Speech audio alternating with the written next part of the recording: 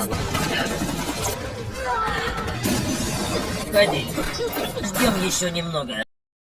Welcome back rockers. The sniper movie में आपका स्वागत है। मूवी की शुरुआत में साउथ ईस्ट एशिया के एक जंगल को दिखाते हैं, जहां कुछ सोल्जर्स अपने टारगेट का इंतजार कर रहे हैं। अपने स्नाइपर राइफल से उन्होंने एक बिल्डिंग को ट्रैक किया है, जिसमें सेलिब्रेशन सोसाइटी नाम की एक इलीगल कंपनी चल रही है। वे बच्चों की सुरक्षा करने का दावा करती है, लेकिन असल में ऑर्गन स्मगलिंग का काम करते हैं। ये चाइनीज सोल्जर्स सेलिब्रेशन सोसाइटी के लीडर सोंगपा को खत्म करने के लिए आए हैं, और इनका चीफ है जिनमिंग। लेकिन जिनमिंग सोंगपा को खत्म करने के साथ साथ बच्चों को भी बचाना चाहता है, लेकिन उसका टीममेट उसे याद दिलाता है कि हमारा मिशन सिर्फ सोंगपा को खत्म करना है, बच्चों को बचाना हमारा काम नहीं है। इसी बीच बिल्डिंग का एक लड़का एक गैस बोतल उठाता है और उसके जरिए जिनमिंग को देख लेता है। जिनमिंग बड़ा हैरान है कि लगभग 1 मील की दूरी से ये लड़का उसको कैसे देख पाया। हालांकि जिनमिंग एकदम सेफ पोजीशन पर है, जहाँ पर उसको कोई नहीं देख सकता। कुछ देर बाद उन्हें पता चलता है कि सोंगपा अपने हेडक्वार्टर जा रहा है, लेकिन जिनमिंग अपना फोकस उस लड़के पर बनाए रखता है जिसे ऑपरेटिंग रूम में लेके जा रहे होते हैं। इस मासूम बच्चे पर एक जानलेवा ऑपरेशन होने वाला है और वे उसका हार्ट निकालने वाले हैं, और उस लड़के को बचाने के लिए जिनमिंग झट से अपनी पोजीशन को चेंज करता है। इस पर उसके टीममेट को बड़ा गुस्सा आता है और वो डरता है कि ये मिशन फेल न हो जाए। ठीक उसी वक्त सोंगपा भी ठीक उसके फायरिंग लाइन में होता है। अब जिनमिंग को फैसला करना होता है कि वो सोंगपा को शूट करना चाहता है या लड़के को बचाना चाहता है। लेकिन वो लड़के को बचाने का फैसला करता है और उस आदमी को शूट कर देता है जो लड़के पर ऑपरेशन करने वाला था। गन शॉट सुनते ही सोंगपा तुरंत कार में बैठ जाता है, लेकिन जिनमिंग किसी तरह उसके कंधे पर शूट कर देता है। अब सोंगपा के आदमी हर तरफ अंधाधुंध शूट करने लगते हैं और कई मासूम बच्चे भी मारे जाते हैं। सोल्जर्स अपने दुश्मन को तो हरा देते हैं, लेकिन उनका टारगेट सोंगपा बच निकलता है, इसीलिए उनका मिशन अब फेल हो गया है। जिनमिंग उस लड़के को बचा लेता है और उसे अपने साथ लेके जाने का फैसला करता है, लेकिन दूसरे सोल्जर्स उस पर इल्जाम लगाते हैं कि तुम्हारी वजह से ही सोंगपा बच गया और अब वो न जाने कितने मासूम लोगों की जान लेगा। 10 साल बाद जिनटाई नाम के एक जवान को दिखाते हैं जो स्नाइपर ट्रेनिंग ले रहा है। ये वही लड़का है जिसे मिंग ने सेलिब्रेशन सोसाइटी से बचाया था। अब जिनटाई अपने बैच के सबसे अच्छे स्नाइपर्स में से एक है। इनका ट्रेनर और कोई नहीं बल्कि स्नाइपर जिनमिंग है। जिनटाई पूरी मेहनत से ट्रेनिंग कर रहा होता है और अपने बेहतरीन स्किल्स डेमोन्स्ट्रेट करता है, लेकिन वो हमेशा ज़ॉम्बी से हार जाता है, जो इस बैच की बेस्ट स्नाइपर है। दरअसल जिनमिंग ने जिनटाई के साथ साथ ज़ॉम्बी को भी उसी कंपनी से बचाया था और दोनों को जिनमिंग ने ही बड़ा किया है। अगले सीन में दिखाते हैं कि जिनटाई को सोंगपा को खत्म करने का मिशन सौंपा गया है। ये जानकर ज़ॉम्बी जिनमिंग से पूछती है कि आपने ये मिशन मेरी जगह जिनटाई को क्यों दे दिया, लेकिन जिनमिंग खामोश रहता है। अब जिनटाई अपने स्नाइपर पोजीशन पर दुश्मन के मूवमेंट्स बड़े ध्यान से देख रहा है। मॉनिटरिंग रूम में कैप्टन वोंग जिनमिंग को इन्फॉर्म करता है कि वे अपने मिशन में 7 बार फेल हो गए हैं। उसे शक होता है कि उनकी टीम में सेलिब्रेशन सोसाइटी का कोई जासूस है। इसी बीच दुश्मन जिनटाई और उसकी टीम को देख लेते हैं और उन पर अटैक करते हैं। जिनमिंग जिनटाई को ऑर्डर देता है कि मिशन अबॉर्ट करके लौटाओ। अब उसे यकीन हो जाता है कि वोंग ठीक ही कह रहा था। इतने में सोंगपा के आदमी उनके सारे कम्युनिकेशन और मॉनिटरिंग चैनल्स को जाम कर देते हैं, और फिर यहाँ ये सारे सोल्जर्स को इंस्ट्रक्शन नहीं दे पाते। लेकिन जिनमिंग की कम्युनिकेशन लाइन में थोड़ा सिग्नल आ रहा होता है और जिनटाई बताता है कि मैं सोंगपा को खत्म किए बगैर वापस नहीं लौटूंगा। अब और कोई रास्ता न पाकर जिनमिंग ज़ॉम्बी की लीडरशिप में दूसरी टीम को भेजता है, लेकिन वोंग कहता है कि जब तक उस जासूस का पता नहीं चल पाता हमें दूसरी टीम को नहीं भेजना चाहिए, क्योंकि दुश्मन को हमारे हर मूवमेंट्स की खबर मिल रही है। इस तरह यह मिशन कभी सक्सेसफुल नहीं होगा। इस पर जिनमिंग और वोंग के बीच बहुत बहस होती है। कुछ देर बाद उनका कनेक्शन ठीक हो जाता है और तब जिनटाई इन्फॉर्म करता है कि हमने ये जगह क्लियर कर दी है, लेकिन सोंगपा यहाँ पर भी नहीं है। फिर वो फुटेज को रिप्लाई करता है। फिर कैप्टन वोंग उसको एविडेंस तलाशने को कहते हैं। कुछ देर ढूंढने के बाद जिनटाई को एक लैपटॉप मिलता है जिसमें वेपन्स, ड्रग्स और ह्यूमन ऑर्गन्स के इलीगल सेल की सारी इन्फॉर्मेशन होती है। वहाँ उसे जिनमिंग की एक फोटो भी मिलती है। अब सभी को शक होता है कि कहीं वो जासूस खुद जिनमिंग तो नहीं है। जिनमिंग अपनी सफाई में कुछ कहना चाहता है, लेकिन वोंग ज़ॉम्बी को ऑर्डर देता है कि जिनमिंग की गन ले लो। जिनमिंग बहुत दुखी होता है कि 30 साल की सर्विस के बाद भी उस पर शक किया जा रहा है। जब ज़ॉम्बी जिनमिंग की गन ले लेती है तो असली जासूस जिनमिंग पर शूट करता है, लेकिन खुशकिस्मती से ज़ॉम्बी जिनमिंग को बचा लेती है। अब वहाँ पर हलचल मच जाती है। तब पता चलता है कि जासूस एक नहीं बल्कि आर्मी बेस के कई सोल्जर्स सोंगपा के लिए काम कर रहे हैं। अब आवाज को सुनकर जिनटाई तुरंत अपने साथियों को बचाने के लिए आ जाता है। आर्मी बेस में ज़ॉम्बी और जिनमिंग मिलकर दुश्मनों से लड़ते हैं। जब जिनटाई वहाँ पहुँचता है तो उसे अपने साथियों की लाशें मिलती है। वोंग भी मरने की हालत में होता है और वो जिनटाई को बताता है कि असली गद्दार जिनमिंग और ज़ॉम्बी है। अब ये सुनकर जिनटाई एकदम शॉक हो जाता है। अब इससे पहले कि वो कुछ कर सके, जिनमिंग उसके सर पर गन पॉइंट करता है और कहता है कि मैं तुम्हें कुछ नहीं करूंगा। लेकिन जिनटाई को उस पर विश्वास ही नहीं होता और उन दोनों की लड़ाई होती है। कुछ देर बाद ज़ॉम्बी भी फाइट में शामिल हो जाती है। जिनटाई जामी को शूट करता है, लेकिन जिनमिंग बीच में आ जाता है और उसे गोली लग जाती है। अब सोंगपा आर्मी बेस में आकर एक बजूका से पूरी बिल्डिंग गिरा देता है। 8 साल बाद जिनटाई सड़कों पर आ चुका है, क्योंकि वो सोंगपा को खत्म करने के मिशन को अभी तक पूरा नहीं कर पाया। वो शराब पीकर सड़क पर चल रहा होता है, तब फैंग नाम का एक छोटा लड़का भाग कर आता है। कुछ आदमी उसको चेस कर रहे होते हैं, क्योंकि उसने पैसे चुराए थे। फैंग जिनटाई को पापा कहकर पुकारता है। ये सुनकर वे जिनटाई को मारते हैं और उसके पैसे छीन लेते हैं। फिर जिनटाई फैंग को उसकी माँ के पास लेके जाता है, जिसका नाम मिया है। मिया एक बार में एक एस्कॉर्ट का काम करती है। जिनटाई उससे अपने पैसे मांगता है, लेकिन उसके पास भी पैसे नहीं होते।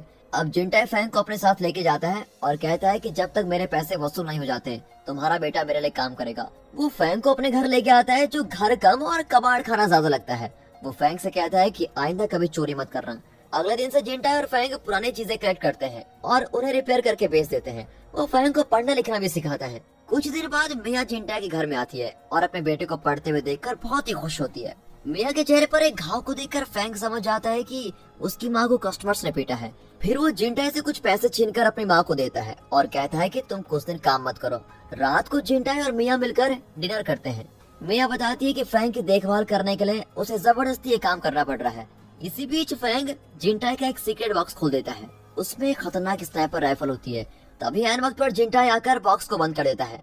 फैंग पूछता है कि ये क्या, तुम किलर हो या पुलिसमैन? लेकिन जिनटाई कोई जवाब नहीं देता।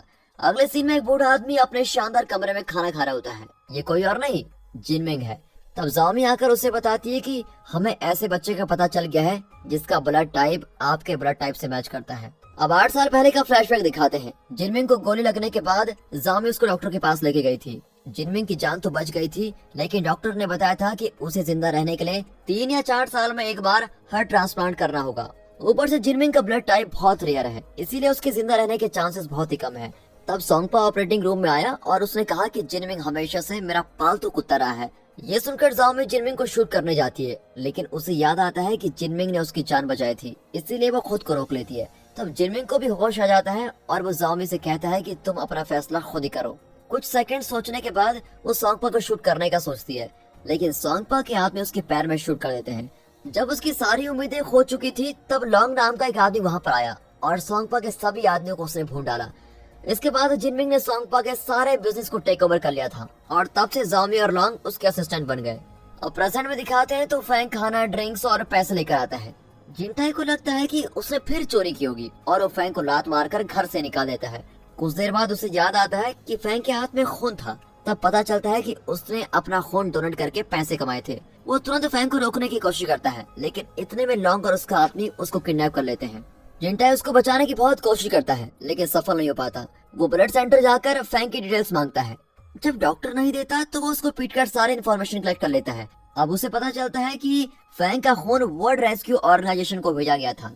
अगले सीन में जिनटाई एक स्टाफ मेंबर के भेस में उस ऑर्गेनाइजेशन में घुस जाता है। अंदर उसे कई लाशें भी मिलती है, लेकिन फैंग की लाश नहीं होती। उसे तसल्ली होती है कि फैंग जिंदा है और तभी एक डॉक्टर आकर उसकी गर्दन पर कुछ इंजेक्ट करता है। जिनटाई मुड़कर देखता है तो पहचान जाता है कि ये वही डॉक्टर है जिसने बचपन में उसका हार्ट निकालने की कोशिश की थी। वो डॉक्टर को पीटने लगता है और फैंग की लोकेशन पूछता है। अब इससे पहले कि वो कुछ बताए तो जामी उसे शूट कर देती है। वो पास वाली बिल्डिंग से जिनटाई पर भी एम कर रही होती है, लेकिन जिनटाई बचकर कमरे से बाहर चला जाता है। इतने में लॉन्ग के आदमी उस पर अटैक करते हैं, लेकिन वो सबको खत्म कर देता है। फिर लॉन्ग से उसकी घमासान लड़ाई होती है, लेकिन उस इंजेक्शन की वजह से वो बहुत ही कमजोर होता जाता है और टॉप फ्लोर से नीचे गिर जाता है। लेकिन इसके बावजूद वो बचकर घर लौट आता है। मिया उसके घाव पर अब दवा लगाती है। जिनटाई प्रॉमिस करता है कि मैं किसी भी तरह फैंग को बचा लूंगा। कुछ देर बाद वो अपना सोल्जर आउटफिट पहनकर युद्ध के लिए तैयार हो जाता है। अगले सीन में जिनटाई लगभग 1 मील की दूरी से लॉन्ग के हाथ पर शूट करता है, फिर उसको चेस करके एक जगह लॉक कर देता है।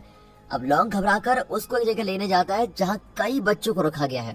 अब वहाँ के कंप्यूटर ऑपरेटर के सामने वो लॉन्ग को खत्म कर देता है और उसे वर्ल्ड रेस्क्यू ऑर्गेनाइजेशन के अकाउंट्स को हैक करने को कहता है। जब जामी को हैकिंग का पता चलता है तो वो तुरंत जिनटाई को कॉल करती है और उसे पैसों का लालच देती है, लेकिन जिनटाई नहीं मानता। अब जिनटाई उसको एक डील ऑफर करता है कि तुम फैंग को मेरे हवाले कर दोगी तो मैं तुम्हारे इलीगल कामों का डाटा तुमको लौटा दूंगा। फिर जामी उसकी डील को मंजूरी कर लेती है और आधी रात को ईस्ट सिटी बिल्डिंग में मिलने को कहती है। जब जामी वहाँ पहुँचती है तो फैंग को लेने एक औरत आई होती है। गुस्से में जामी दोनों पर कुछ वार्निंग राउंड्स फायर करती है और जिनटाई से कहती है कि तुम चुपचाप मेरे सामने आ जाओ। लेकिन जब वो नहीं आता तो जामी मिया को मार डालने का ऑर्डर देती है और कहती है कि फैंग को कुछ नहीं होना चाहिए क्योंकि हमें फैंग का हार्ट चाहिए। अब मिया और फैंग को दुश्मन घेर लेते हैं, लेकिन जिनटाई दूर से उन सबको खत्म कर देता है। ज़ॉम्बी और जिनटाई के बीच स्नाइपर्स बैटल शुरू हो जाती है और इसी बीच मिया और फैंग भागने की कोशिश करते हैं, लेकिन ज़ॉम्बी मिया को पकड़कर एक चेयर से बांध देती है और उसे अपने आगे कवर की तरह यूज करती है। वक्त निकला जा रहा है, इसलिए जिनटाई तुरंत एक पोजीशन सेलेक्ट करता है जहां से उसको क्लियर शॉट मिल जाता है। अब दोनों एक दूसरे पर एम करके फायर करते हैं। ज़ॉम्बी जिनटाई की छाती पर शूट करती है और जिनटाई चेयर के पैर पर शूट करता है। इस वजह से ज़ॉम्बी बिल्डिंग से नीचे गिर जाती है। जिनटाई ने अपनी छाती पर एक ब्लड प्रूफ आयरन पीस रखा था, जिसकी वजह से वो बच जाता है। वो मिया से कहता है तुम जल्दी वहाँ से भागो, लेकिन न जाने कहां से जिनमिंग आ जाता है और मिया को मार डालता है। और जैसे जिनटाई वहां पहुंचता है तो जिनमिंग फैंग को लेकर वहां से निकल पड़ता है। अगले सीन में जैसे जिनमिंग अपने घर पहुंचता है तो वो सीधे हार्ट ट्रांसप्लांट की तैयारी करने लगता है। तभी जिनटाई बिल्डिंग के ब्लड प्रूफ ग्लास को शूट करता है। जिनमिंग अब घबराकर अपने 3 स्नाइपर्स को भेजता है और अपने दूसरे आदमी को बिल्डिंग की रखवाली करने को कहता है। गन शॉट्स के जरिए वो जिनटाई की लोकेशन का पता लगाने की कोशिश करता है, लेकिन जिनटाई रिमोट कंट्रोल शॉट से उन्हें कंफ्यूज करने लगता है। अब बेस्ट स्नाइपर होने के नाते वो जिनमिंग के तीनों स्नाइपर्स को एक एक करके खत्म कर देता है। फिर बिल्डिंग में आकर वो जिनमिंग के आदमी को भी मार डालता है। अब जिनमिंग उसके सामने होता है, लेकिन उसे मारने के बजाय वो अपना आर्मर निकालकर फैंग को लेने जाता है। मौके का फायदा उठाकर जिनमिंग पीछे से शूट करता है, पर जिनटाई उस पर अटैक नहीं करता। जिनमिंग पूछता है कि तुम उस लड़के को क्यों बचाना चाहते हो। जवाब में जिनटाई पूछता है कि उस दिन आपने मुझे क्यों बचाया था। इस पर जिनमिंग कुछ नहीं कह पाता, क्योंकि वो अपने बेटे को नहीं मार सकता। जिनटाई फैंग को उठाकर वहां से चला जाता है और तब जिनमिंग अपने हार्ट डिसीज का शिकार हो जाता है। अंत में दिखाते हैं कि जिनटाई फैंग को स्कूल छोड़ने जाता है और फैंग उसको पापा कहकर पुकार लेता है। और दोस्तों इसी के साथ ये मूवी यहाँ पर खत्म होती है। दोस्तों